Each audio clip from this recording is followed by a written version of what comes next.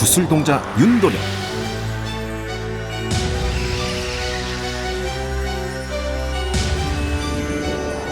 한시연,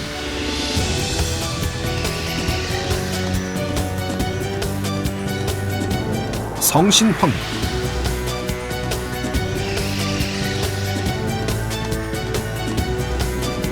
글문도사 김문정. 이들의 불꽃 튀는 영적 전쟁이 지금 시작됩니다. 신이 갓 내린 젊은 무당이 짱이래.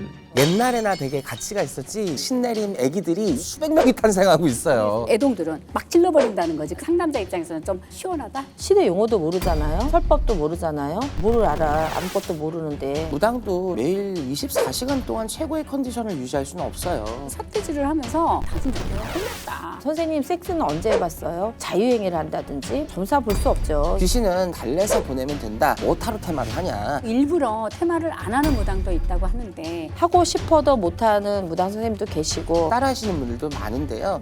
일이 표적이 될 수 있다고 생각합니다. 테마는 매 순간이 고비입니다. 목숨 걸고 하는 거기 때문에 치명타가 될 수 있을 것 같아서 기피하는 현상이 많이 생기는 거죠. 그리고 이 용한 점집에 대해서 많이 오해하시는 게 전문 애동에게 구슬 만신에게라는 옛날 말이 있었잖아요. 심지어 플랜카드로 갓 신내린 무당이라고 홍보하는 등 요즘에는 뭐 SNS, 유튜브뿐만 아니라 무당의 콘텐츠나 광고에 갓 신내린 무당이라는 걸 또 굉장히 강조하는 걸 많이 확인할 수 있는데 이제 갓 내린 사람을 유튜브에다가 올리고 홍보하고 광고하고 진짜 한 10년 묵은 노만신으로 둔갑을 시켜버리는 세대가 됐다 보니까 사실 전 너무 그게 웃깁니다. 문구 이렇게 플래카드 해놨잖아요. 아우, 성형을 해서 가신 내리는 걸 나도 바꿔야 되나? 막 이런 생각도 나.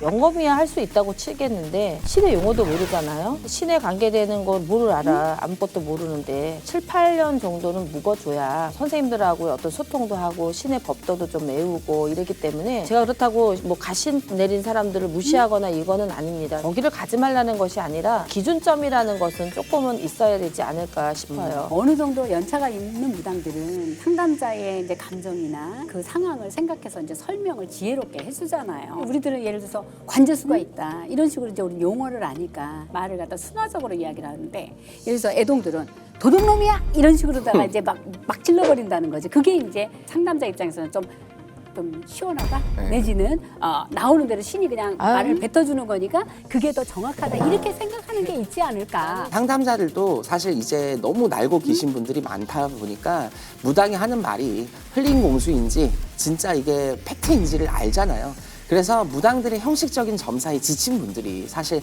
한마디라도 괜찮으니까 진짜 팩트를 듣고 싶어서 간 내린 애동 무당들을 일부러 찾아가서 거르지 않고 나오는 대로 진짜 듣고 싶은 그런 경우가 또 생기는 것 같아요. 대신 이제 우리 같은 만신들은 점사나 구세 경륜이 있으니까 이미 애동들하고는 비교가 안 되죠. 가신내림이라는 것 자체가 현혹스러운 말도 될 수가 있고 신선한 말도 될 수가 있는데 한편으로는 이제 50대 50이죠. 그런 면이 속 시원하긴 하겠지만 디테일하게 D가 또 이렇게 저기 하지 못하니까 갔다가는 또 다시 다 오시는 경우가 많이 있어서 선택은 뭐 우리 손님들의 몫이니까. 아유, 예. 여러분들 가신 내렸다라는 게 사실 옛날에나 그럼. 옛날에나 되게 가치가 있었지 신내림 애기들이 이 시간 어디에서도 전국 방방곡곡 수백 명이 탄생하고 있어요. 우리 손님이 갓신 내렸다 그래가지고 그냥 전화를 탁 걸어갖고 어떤 말을 자기한테 해줄까 딱 갔는데 늙은 할아버지 같은 사람이 신을 받아가지고 있어가지고 모든 게 게임 거기서 끝났다고 한 적도 있어요. 그런데 이렇게 용한 무당들이 자기 앞날을 못 보지 않을까 생각하는 분들도 있는데요. 진짜 무당이라면 자신과 가족의 안위는 보살피면서 가야 한다고 생각을 합니다. 저는 저뿐만 아니라 어머니도 안 좋은 일이 있기 전에 꿈을 꾸고 더 조심히 다니게 이제 얘기를 하게 되고요. 실제 사고까지 피한 적도 있어요. 그래서 안 좋은 수는 무당 역시 기도를 통해서 비방 등의 의식으로 막아가기도 해야 된다라고 생각을 하는데 내 조상조차 어쩌지 이러지 저러지 못하면서 남의 조상을 우리가 어떻게 해줄 수는 없습니다. 맞습니다. 사실은 제가 이제 신사도 했는데 또 생일날 또 구슬 요번에 또 했습니다. 왜냐면 2024년도 건강이 좀 좋지 못하다라는 나름대로의 내 생각이 있기 때문에 저를 위해서 대수대명도 치고 제 건강을 위해서도 빌고 만약에 식구들이 뭐가 좀 안 좋다 그러면은 전화를 해서라도 예방을 해주고 아니 제가 있어야 손님도 있고 제가 있어야 그럼요. 또 뭐 우리 가족을 또 책임지고 할 수 있는 거기 때문에 그렇게 진행을 하고 있습니다. 요즘은 내가 그래요. 중이 재벌이 못 가는데 아니에요. 저도 제 점은 제가 칩니다. 병월 초하루마다 저희 신령님이 저한테 공수를 내려주세요. 갑진년 한 해 어떨 것이다 알려주시면 막을 거는 막고 또 좋은 거는 받아들이고 또 문서가 있으면 문서도 잡을 것이고 점괘를 항상 정월 초하루에 주십니다. 그런데 사실 우리 같은 무당들은 무당집을 못 가죠. 못 가시. 네. 선생님 힘들면 저한테 오세요. 저 힘들면 갈게. 아, 와. 네. 그리고 무당은 점상에서만 점을 보는 게 아니라 우리가 구청에서도 공수가 또 나오잖아요. 그래서 둘 중에 무엇이 더 정확할지 또 궁금해하시는 분들이 있는데 분명한 차이가 존재하긴 합니다.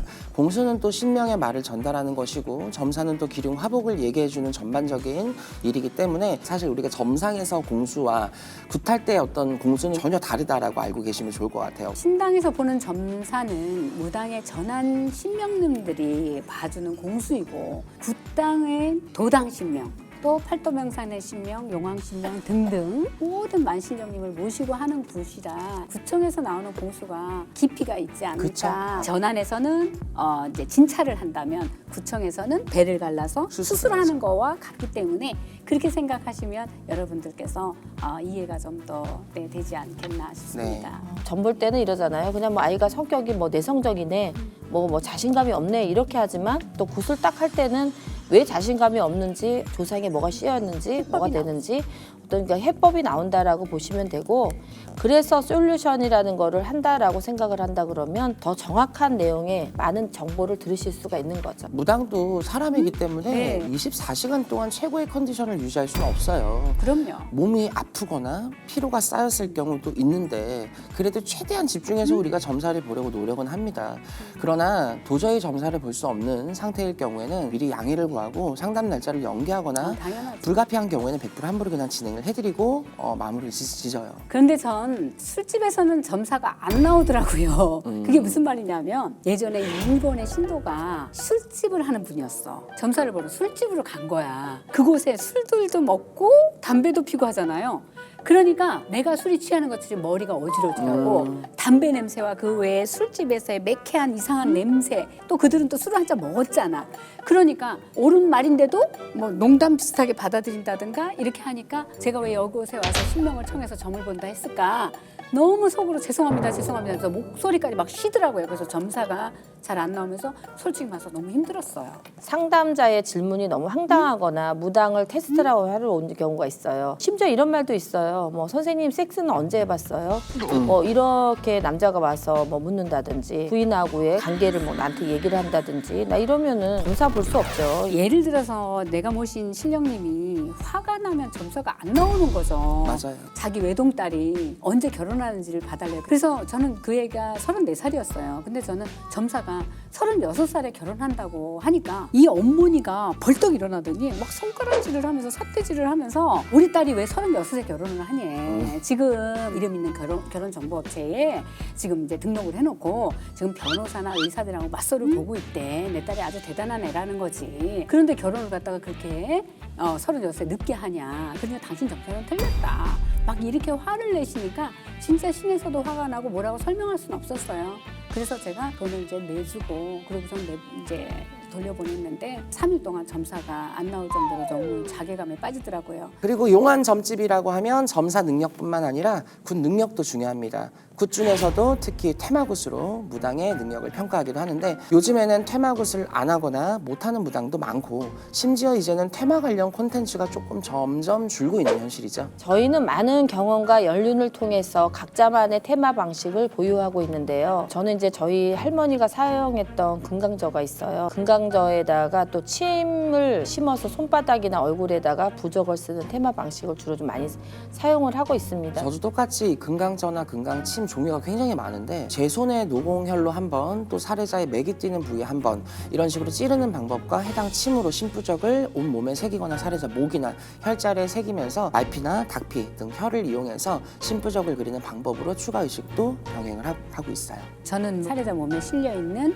빙의된 귀신을 제 몸에 실어서 빼내는 방식으로 좀 많이 사용을 한 편이에요. 귀신이 이제 술을 좋아하면 노중굿을 이제 진행을 많이 해봤어요. 길바닥에서 술을 많이 뿌려준다든가 방법을 만들어서 진행을 해보기도 했는데 사실 뭐 술을 뿌리고 춤을 추고 그런 행위를 하고 하는 것이 귀신이 내 몸에 실려서 하는 행위를 하고 나면 빙이 됐든 영가가 빠져나가는 것을 그 이제 바로 살해자가 다 느끼고 하는 방식으로 저는 해왔습니다. 그런데 이제 무당이라고 해서 다 테마를 할 수 있는 것은 아닙니다. 무당마다 가지고 있는 뭐 재능이 다 다르기 때문에 하고 싶어도 못하는 무당 선생님도 계시고 그건 각자가 가지고 있는 영역이잖아요. 테마는 그쵸. 정말 목숨 걸고 하는 거기 때문에 테마를 하실 수 있는 신령이 있어야 된다고 저는 생각해요. 테마는 강한 신장이나 장군 신명만 있으면 가능하다고 이렇게 생각하시는 분들이 있는데요. 실제로는 뭐 귀신, 악신을 비방할 수 있는 어떤 능력을 가진 신명이라면 얼마든지 테마를 할 수 있습니다. 다만 영역이 조금 다를 뿐이죠. 테마가 안 되는 분들도 또 테마를 해야 하는 상황이 왔을 때 또 신이 바뀌고 공부를 하면서 신명의 원력과 섞이면서 또 그들만의 도력으로 또 테마가 되는 경우도 있다고 생각합니다. 그리고 일부러 테마를 안 하는 무당도 있다고 하는데 테마 신명이 제자 몸에 내렸는데 아픈 환자를 보고 과연 신령님이 테마를 안 하실 수 있을까요? 저는 그건 아니라고 보고 만약 테마가 격하기 때문에 안 하는 거라면 눈빛으로도 손짓으로도 기운만으로도 저는 가능하다고 말씀을 하고 계세요. 그리고 테마는 하고 싶은데 할 줄 모르니까 테마굿이 아닌 다른 굿을 할 때나 유사 테마 행위를 좀 비슷하게 따라 하시는 분들도 많은데요. 심지어 테마가 된다는 걸 믿지 않은 무당도 있다고 합니다. 귀신은 장단에 나가기도 하고 달래서 보내면 된다. 테마해도 빙이 되는데 뭐 타로 테마를 하냐. 그 시간에 기도나 더 해라. 이렇게 얘기하는 무당들도 있다고 해요. 그래도 테마는 존재합니다. 그렇죠. 그리고 모두 보여드릴 수가 없어요. 왜냐하면 제가 직접 테마를 해서 좋아하신 분들을 또 다 낱낱이 구하고 싶지만 공개적으로 말하고 싶지 않고 내 치부를 드러내고 싶지 않은 사람들이 많이 있기 때문에 거절을 하시는 경우가 많죠. 저한테도 굶어가지고서는 정말 뼈뿐이 안 남았던 분이 오셨는데 어깨하고 허리하고 돌아가신 조상기가 빙의가 돼 있더라고요. 저는 손바닥으로 등허리하고 어깨만 갖다 대기만 하라고 해서 그렇게 테마를 해본 적이 있어요. 그런데 진짜 뜨거운 손바닥에 뜨거운 기운이 나오더래요. 그분의 말에 의하면. 그러면서 자기의 냉하던 몸이 뜨거워지는 걸 느꼈고 그러고 나서 화장실 가서 큰 일을 많이 봤대요. 그러고 나서 밥도 잘 드시고 지금 10수년이 넘었는데 지금도 저희 신도이시고 항상 그때의 그 느낌이 정말 대단했다는 말씀을 하십니다. 그런데 앞서 말씀드렸듯이 테마는 신명의 능력이지 연습하다고 되는 건 아니에요. 아, 그렇군요. 굳이 연습할 게 있다면 살해자를 감별하는 눈이겠죠. 신의 눈으로 보았을 때 살해자의 문제, 귀신의 존재, 어떤 해결 방법을 써야 할지에 대해서 확실한 진단을 하기 위한 스스로의 공부가 필요하다고 생각을 하지 연습한다고 되는 건 아닙니다. 저도 이제 테마하기 위해서 논산에 있는 기 훈련소를 3년 동안 기본 훈련을 했거든요. 그래서 그 사람들이 어느 부위가 빙이 되고 어느 부위에 귀신이 들었는지 기를 계속 충족을 하니까는 이 머리에 천공을 열게 되더라고요. 그때 신부적을 많이 내리기도 하고 부적을 잘 내릴 수도 있도록 연습도 해야 되고 이런 과정이 저는 있다고 생각해요. 그래서 거저되는 일은 없다라고 보는 거죠. 초창기에 테마 콘텐츠가 뜨기 시작하면서 무당들이 정말 많은 인기를 끌었던 건 사실입니다. 네, 맞아요. 네. 그런데 손님이 많이 몰리고 많은 사람들이 테마를 하니까 사후 관리가 제대로 안 되는 경우가 생겨났다고 봐요. 그렇습니다. 그런데 사후관리처럼 힘든 과정을 이겨내고 사람들이 많이 없다 보니까는 무당들도 이렇게 테마굿을 기피하는 현상이 많이 생기는 거죠. 테마가 어떤 순서로 이루어졌는지 확인하면 알 수 있다고 생각을 하는데요. 우선 이북굿의 경우로는 처음에 산문을 연 후에 살해자를 공판대에 세워서 무감을 쓰게 하는데요. 그리고 반응에 따라서 영가 옷이라든지 뭐 사탕이라든지 기타 선생님들이 사용하는 무구들을 사용하면서 이 사람 주위에서 반응에 대응을 하게 되는 거죠. 분홍거리라든지 작두거리 그리고 살해자의 무감서기 과정 이런 부분들은 대부분 다 진행을 하고 또 필요하기도 합니다. 무감을 세워서 나타내는 어떤 영적 반응을 테마로 진행하기 때문에 사실은 건너뛸 수가 없는 과정이기도 하고요. 분홍거리는 피를 묻히고 험하게 간 망자나 사자를 대신해서 놀아주는 거리이고 작두거리는 테마 후에 살해자의 어떤 부정을 눌러주는 장군님의 거리이기 때문에 이북굿에서는 테마굿에 진행을 할 때 이 세 가지 과정을 굉장히 또 중요하게 보고 건너뛰기가 좀 애매한 거리예요. 저희가 이제 군웅을 풀 때 참 힘들죠. 어떨 때는 때는 한겨울인데 물에 빠진 용신에 빠진 사람이 잡혔을 때 물 뒤집어 쓰고 이러면은 인간도 감기 걸리는데 얼마나 힘들겠어요. 또 뭐 산에 가서 몸매 가지고 자살해서 호실령한테 씌었을 때는 땅바닥을 막 긁고 다니면은 그치. 손톱이 다 없어질 정도로 막 긁고 다니고 이럴 때도 있고 그런데 그래도 구는거리를 해야지만 많은 게 씻겨서 나가기 때문에 저희는 이제 그거를 많이 사용을 하죠. 그리고 귀신은 혈자리에 머물기 때문에 귀신이 혈을 타고 나오도록 끌어올릴 수 있는 그 기운을 만들어서 귀신이 앉은 혈을 찾아서 누르면 굉장히 뭐 소리를 지르고 아프다고 맞아요. 소리를 개성을 지르죠. 구타는 방식이 그때도 틀리고 저때도 틀린데 꼭 이제 테마할 때 꼭 필요한 것은 귀신들의 그런 무감을 세워서 어떤 행동을 하는지 이제 입한문을 열어서 어떤 자기 스스로가 또 행동을 하는 것을 다 보여주는 식은 당연히 하고 제가 싫어서 이제 빼내는 것을 하고 제가 처음부터 저는 이제 무속적인 기운에 플러스 불교적인 기운을 가지고 해왔기 때문에 지금은 좀 변하고 있지만 저도 제 나름대로 요번에 이제 이제 미스테리 서클에서 이제 솔루션을 진행을 하면 그때 달라질 수 있는 저는 솔루션을 아마 진행하게 될 거라고 생각합니다. 그런데 이 솔루션은 상대적으로 테마, 조상, 신에 관련된 시청자들이 많고 점사방송은 그보다 다양한 주제를 다루기 때문에 솔루션은 절대 짜고 칠 수가 없어요.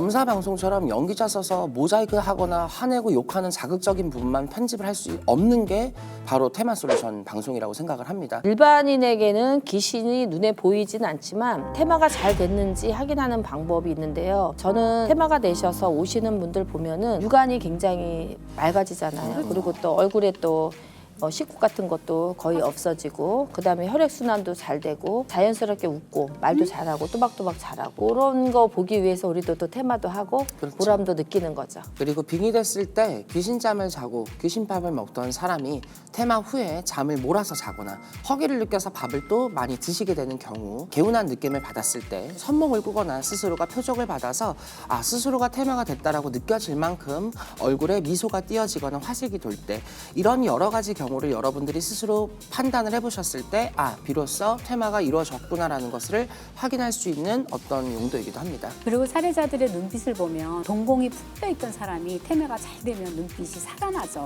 반짝반짝. 네, 그럼요. 그러다 2, 3일 정도 지나면 얼굴빛까지 달라지면서 화색이 돌고. 그리고 이제 우리가 솔루션을 하면서 가장 중요한 거는 사후 관리인데 네. 다 빠졌다고 생각을 하고 무당 선생님하고 연락도 안 하고 자기 마음대로 세상 사는 사람들이 있어요. 근데 신강한 사주면은 자기가 잘 견디고 갈 수 있는 거라고 보겠지만 신약하고 귀신도 잘 들어오는 그런 사주인 경우에는 어느 곳에서 어느 때에 또 들어올지 모르기 때문에 연락을 좀 하고 지내시는 게 더 좋을 거고 어떨 때마다 이런 보면 사주 보면 이런 게 나오잖아요. 올해는 귀신이 좀 많이 솟구쳐 오르는 해운년이고 그런 애가 돌아오면은 연락이 안 되고 그러면 저는 사실은 걱정이 많이 되더라고요. 사후 관리는 테마한 살해자 모두에게 필요하고 솔루션을 해준 선생님과 계속 소통을 해야 됩니다. 이미 영적으로 상처가 난 몸이기 때문에 초발언을 통해서 정성을 다해서도 관리를 하기도 하고요.